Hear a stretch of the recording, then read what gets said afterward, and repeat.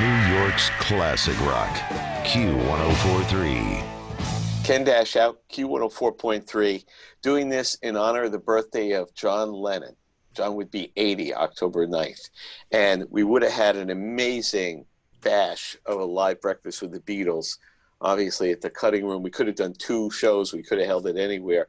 But I wanted to reach out to people who knew John, who work with him, to share a little bit. May Pang, welcome to Q104.3 to our Zoom interview.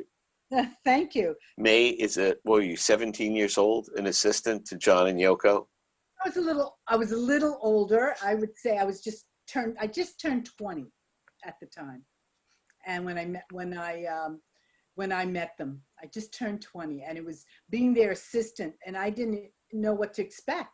I mean, everything was thrown at me. The Walls and Bridges album, which May coordinated and worked on, John Lennon wrote on August 23rd, 1974, I saw a UFO. Do you mind telling that story?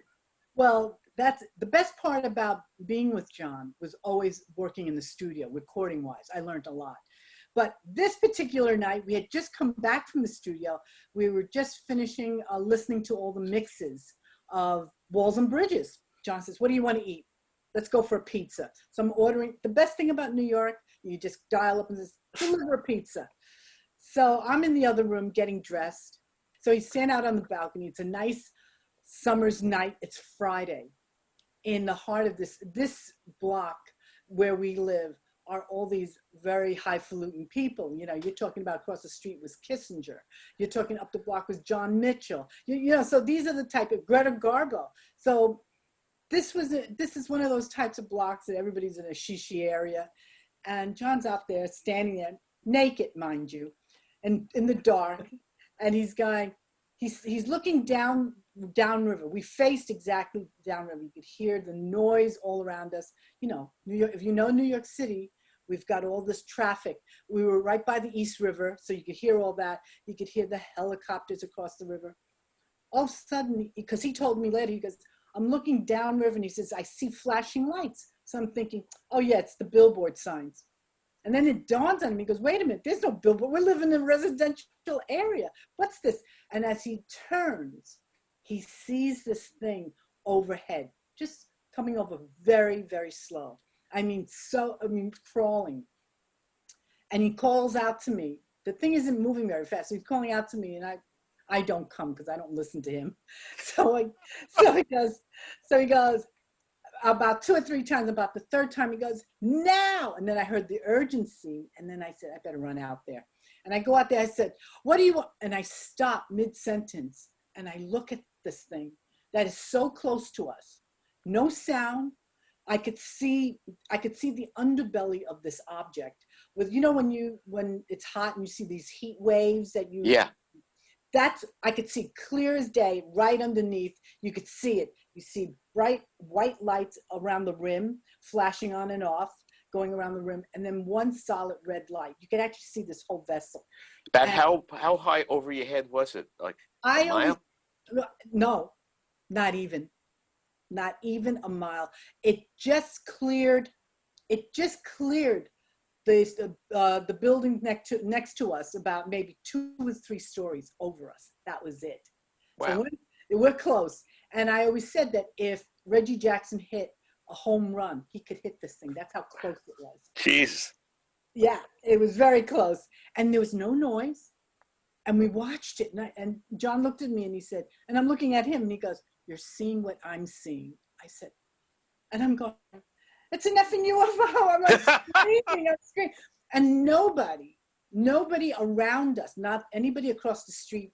All the windows were black. So that meant they were away for the holiday. It was a Friday night in the summer. I'm screaming, not even my neighbor downstairs, who we have a staircase that could have gone down to the landing. No one. I'm screaming like there's no tomorrow. So I'm thinking, God, if anything happened, nobody was coming up to us, but no one showed up. And we watched this thing. I watched it for a good solid, maybe 10 to 15 minutes. It did a slow crawl down the river. Then we watched it go sideways, literally go sideways. It just turned on its side. And we're like, oh my God, it's flying sideways. And then as it went down, it started to go below rooftop on some of the buildings, and they were all black. So that means nobody's home. and then it went up again, and then it went in, and then it did a quick shot from the building, behind the building, came out, and then it started crawling down the East River, down to the Waterside Towers, which is a building on 23rd Street on the east side, and it sat over the building roof for the longest time. And I'm watching this. Now, if I had not seen it and knew what I was looking at, I would never have known what that was, because it looked like anything else. So it just sat there, and then all of a sudden it started to move over, and we go, oh my God, I said, it's going towards Brooklyn. Who do we know? So then, so we thinking about that, and as it got over the bridge, which would be the Williamsburg Bridge, sat there for a second, and then all of a sudden it just went straight up. The best summation of it is you told the story once we did live Breakfast with the Beatles, and little Stephen Van Zandt said, makes sense. You rent the spaceship for a day to visit Earth. What are you going to do? Go see John Lennon, stop at Peter Luger's, and go home. They go what? And I thought, brilliant, right? John Colbert joins us this morning. Hi, John. How are you? Hi, hey Ken. How you doing? You're a young musician, and you get a gig to play with John Lennon. Unbelievable. I was 19 years old when I met him. We went to the studio every day to write songs and rehearse and record, and sometimes John would be there, and it would be like, John's in the building. Okay, great. And then the engineers, Shelley and Roy and Jimmy Iovine and everybody would invite us into the room sometimes to watch the sessions, and that was cool. And then John actually asked us to be on some records. It was the first thing we did was Whatever Gets You Through the Night. And we were just down the hall, and they were doing he decided he wanted to put hand claps on. So he said, come on, guys, get in the room. We'll do hand claps. I brought my little Sony Walkman little recording thing, and I interviewed him. I have a little interview tape here I did with him. I recorded the whole session. I just stuck the tape recorder in the corner of the room and recorded the whole thing. And we just clapped, and he told us what to do. And he kept asking Jimmy, does it sound like one guy? And it was great. He was just a wonderful guy to work with. So you were just hanging out at the record plant. Is that how it worked? Just hanging out every day. We'd go in and write songs and rehearse and record. And you and your band? Me and the band, BOMF. Yes. It's an acronym for Band of MF. Well, MF, and they can figure out the rest. Right. And that's we'd say Music Freaks if we had to be politically correct. Right. And that's you and Mark Rivera and... A bunch of other guys. We had a guy named Patrick Jude as our lead singer. We had Joey Krupe was our guitar player, Angelo Arcuri, Vinny Appice, Carmine Appice's brother. He was our drummer. Then we had a horn section, Mark Rivera and Joe Basson and Bob Livingood. It was a fun band. Very funky. Especially when you walk in and John Lennon asks you to work with him. That's exactly. And you wind up on stage with John. You wind up playing in the band. Yeah, he was doing a show. We were going to tape this TV show for ABC called A Salute to Sir Lou Grade. And Lou Grade was a big mogul over in England, kind of like the Merv Griffin of his era. And they were doing a tribute to him, a big special. Remember when TV used to have these specials with all different Yeah, of course. They had dancers, and they had Julie Andrews and Peter Sellers, and all these people were on the show. Tom Jones. It was a lot of fun. And so we were going to do the pre-record because we had to do the music first so that we would actually be pretending to play when we were on TV. That's how it usually works on TV. Yeah. So, but we went into the studio to pre-record the music for the TV show. And we were about to do Imagine. And I sit down at the piano, and John comes over and sits next to me on the piano bench.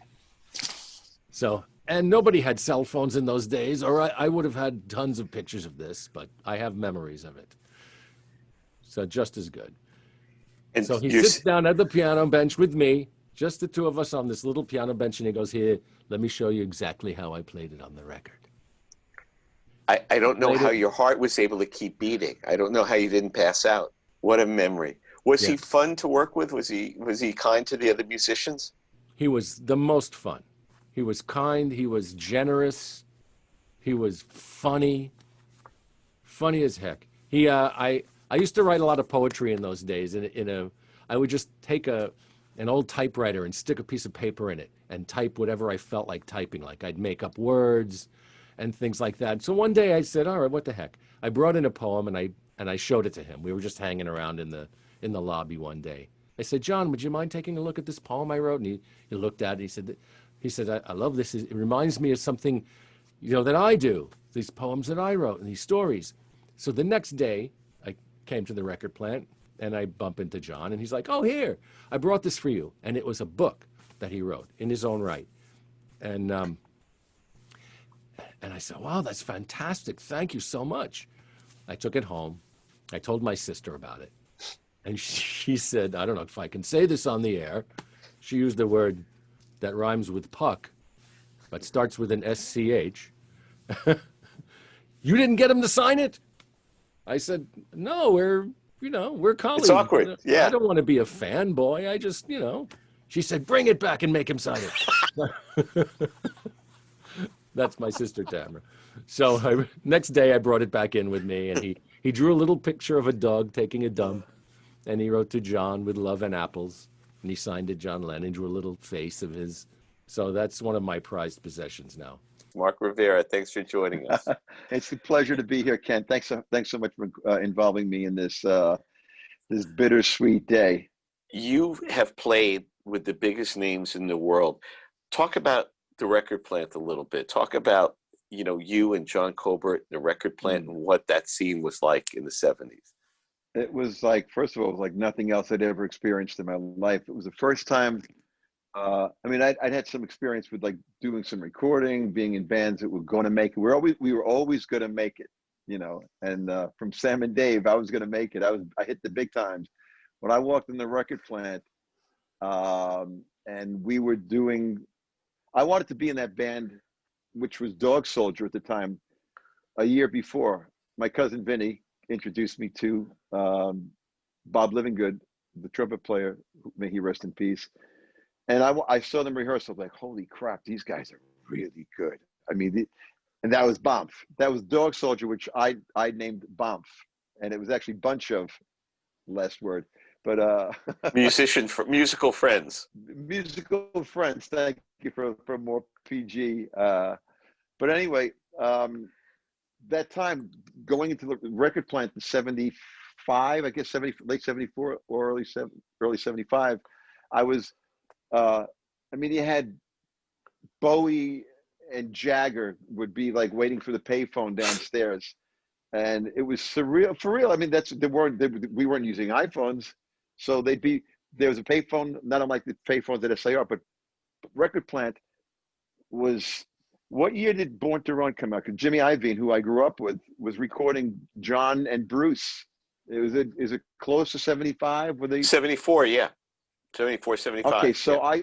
I was living in the record plant, doing maintenance work, cleaning up garbage bins and stuff, so I could be part of this band. And I never went home. I'd be there all the time. And once in a while, I get up, like in the middle of the night. I remember Jack Douglas was recording songs in the attic, and it woke me up because they had the bass cabinets in the 10 floors of the stairwell. Anyway, all this was going on. It was amazing. And then, if that wasn't enough, holy crap, John Lennon's here today. It's like, whoa. It was like way past the Pope. It was it was John. It was I always reflect on the first time my Titi Iris, my godmother, my Aunt Iris brought me Meet the Beatles just before they played on the Ed Sullivan Show. And to this day, the it won't be long, yeah. The first sound of his voice was captivating. And I've said it probably a 1,000 times. I've never heard music the same way after hearing that voice with that passion, and the lyric, what he wrote about it was unbelievable. And then to see him, and all of a sudden this is before I even thought that John had already been doing some stuff with John Colbert, and the band was already doing some stuff, hand claps, and but I was just thrilled to be like, fly on the wall, let alone to be asked to do the tribute to Sir Lou Grade, who they talk about a left-handed situation. I mean, Sir Lou Grade had talked them out of their publishing right 5 years earlier. So it's like, wait a second. And at the time, I was totally unaware of any of this. I'm just I'm a kid from, you know, Yoko says, you're gonna have a skull cap. You're gonna be bald, and you're gonna have an impression of your head on the back of your head to replicate the duplicity or the duality of the society as we know it. And I think I told you, I said I would have worn I could say it frank, I would have put my ass on my head to play with John Lennon.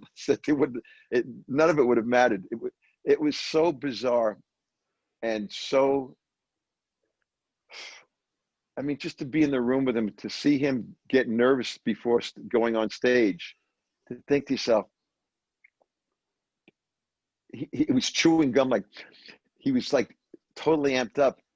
And to think that that was the last time he ever sang Imagine Live was an incredible, incredible thing to be a part of. I mean, John and I spoke just the other day when we did we put a little track together, and we kept saying, and those two just did it all. I mean, and as Jimmy Braylower says, they wrote everything and every emotion and every up and every down and every interaction with human beings it's already been said, and it was said so perfectly. And it was also the time, the innocence. I mean, I can't even. There aren't words to say what they did, because they just did it, and we were fortunate to be the recipients of their creativity. And I mean, those four guys were everything. And John, as I look back, I mean, we could say who we love this one, we love that one. It was John. I used to say about the drums and the bass were great, but it was John's right hand playing that rhythm guitar. He drove the band, he drove the bus, and it's amazing. It's amazing. Everybody I've spoken with who ever worked with him in the recording studio or on stage just said not one drop of being a tyrant. As a matter of fact, just the opposite. He was the most sort of laid back, easy to work with person they ever met, for a guy who virtually reinvented how music is made, what your quality of your writing must be. Who he didn't just, it wasn't better. Right. It changed the definition of success. It changed what the music business could be. For a guy who walks into the studio meeting a group of people he's never met before and just says hello, was that your experience, that he was just affable and easy to work with?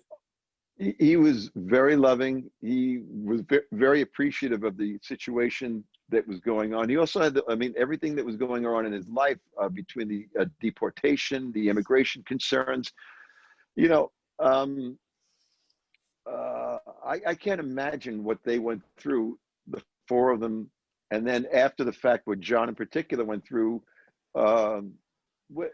it's almost like, I mean, people would cite him as being everything from his political views. They were afraid of him because he was telling the truth. And that seems to be the problem these days. You tell the truth and we got a problem with this guy. So I keep reflecting back and thinking, like Jimmy says, when we think we've done all the forensics on a song, and this song is like through every incarnation, and we worked so hard, so this is as best as it'll ever be. Jimmy always says that's where these guys started. That was where the germ of a song started, and then they would refine it, and then it would go through George Martin. And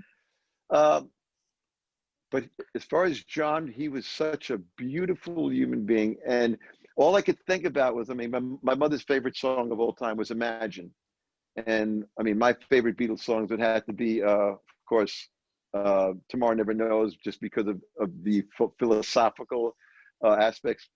But I mean, every different record brought something out. The Word was a great song. And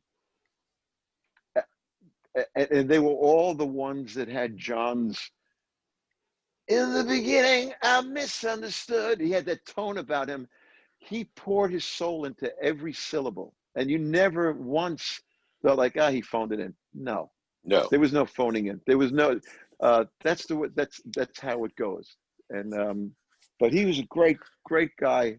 Very, very, I found him very humble, very funny, really funny. He would just say stuff and you think like, it's like if I had to prepare to do like a one-on-one like a comedy routine, if I worked on the dialogue for a week, I wouldn't come up with. He came up in an instant.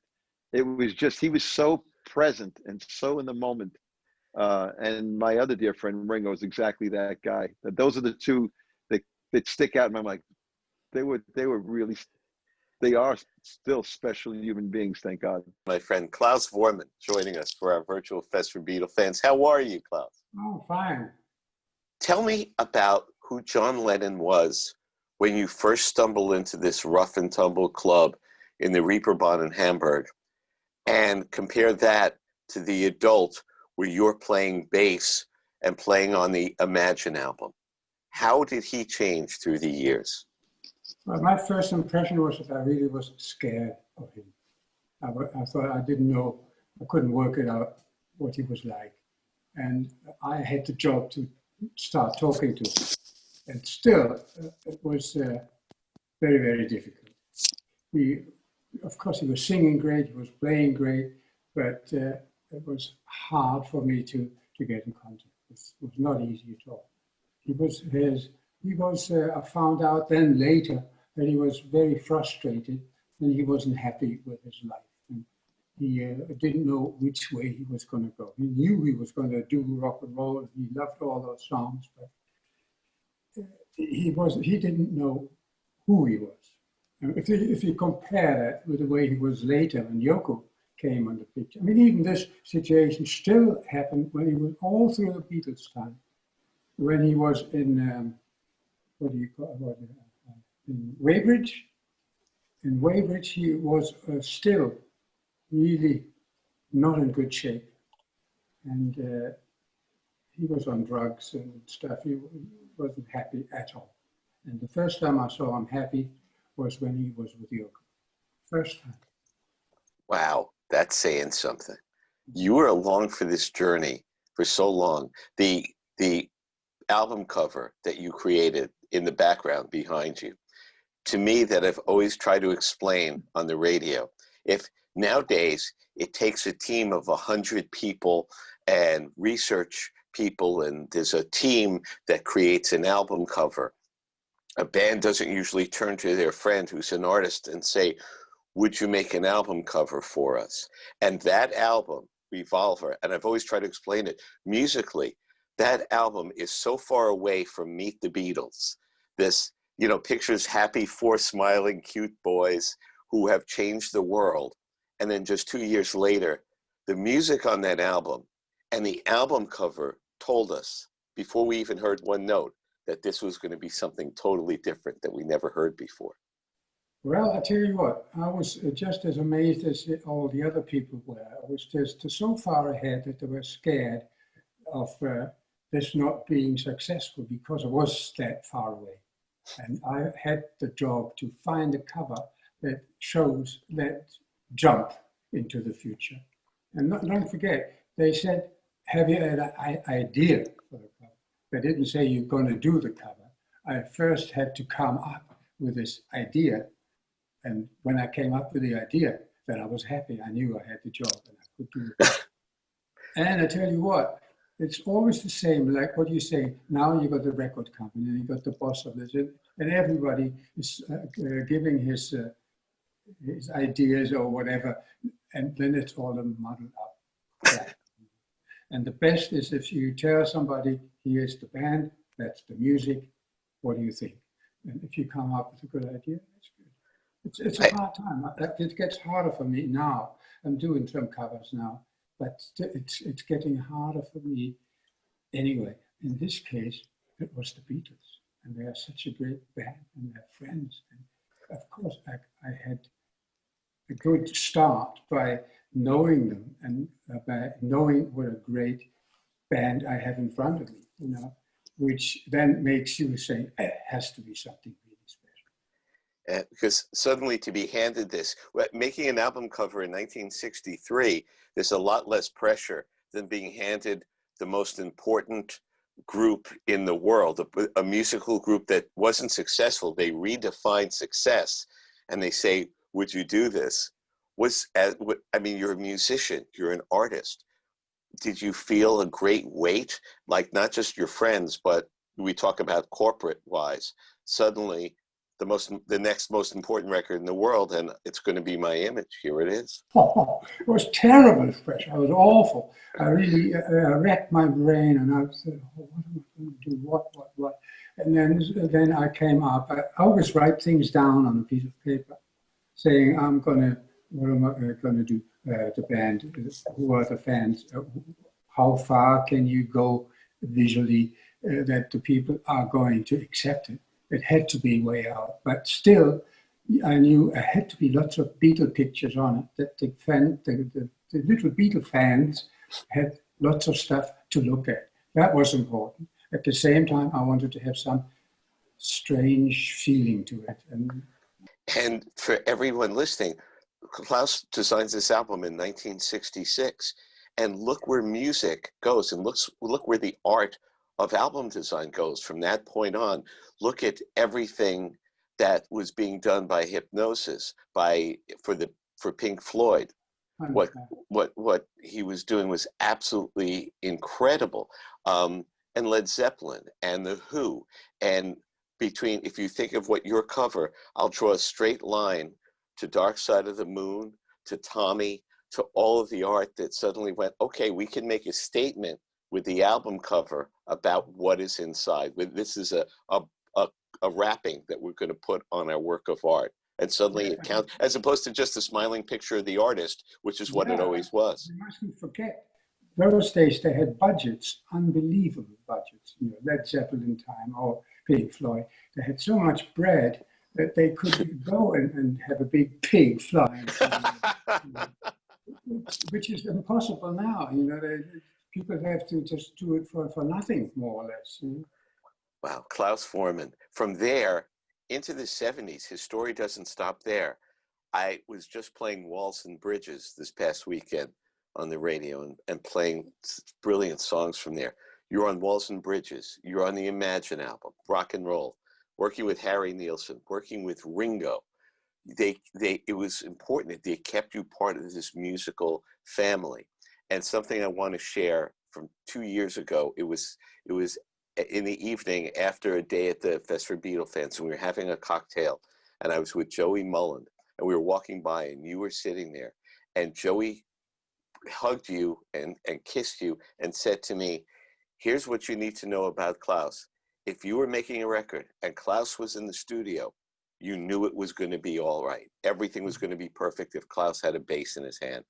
That was his words. And I thought, could any musician ever get a bigger compliment than that? Yes, that is nice things for somebody to say. And I must admit that nobody ever told me what I should play. You see, people come in the studio, pick up a guitar or sit at the piano, play a song, and then you listen to it, and you hear the lyrics and the emotions in the song. And then you start thinking, what's the best thing to do? So, and I'm very happy about what he said, and very, very happy about the fact that I never had somebody tell me what I should play, or if somebody wasn't happy with what I was playing. Talk to me about Imagine a little bit, because I got to talk to Alan White last year, who talked about how John Lennon wanted him to play drums right at the beginning. And Alan said, you don't want any drums on the opening of this song. He said, well, I think you could. He goes, I'm not touching it. I'll come in the, a few bars in, but it's just naked. It's just you in the beginning. Yeah, I mean, that's what happened when you are in the studio. You have mostly 4 or 5 people together, and you just listen to what the song is. And if somebody feels, oh, I only come in a few bars later or in the middle of the song, that's fine. It's his decision. And sometimes you talk a little bit about it, but mostly it's down to what you yourself as a person have to contribute to that song. That's what it's down to. And there's no ego or nothing. It's just you are a servant to the song.